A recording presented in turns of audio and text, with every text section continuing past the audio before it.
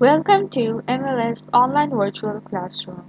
Today, in Unit 2, Save Me, we will be covering the section of grammar in which we will learn about connector for addition. So, open up page number 31 and let's get started. To know about the connector of addition, let's look at some of the given pictures. Let's look at the very first picture. It says that Mom likes to clean and I like to clean too. Now focus on the highlighted words as well. Let's look at the second picture. She likes to recycle and I like to recycle too. Let's look at the third picture now. My sister plants trees and I like to help too. And the last picture is Dad likes gardening and my brother likes it too.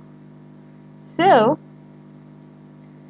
look at the highlighted words in the text, and we use to show a connection between phrases and sentences. Now let's come to an activity. Make some sentences using the connector to. If you have any difficulty, ask someone in your family for help.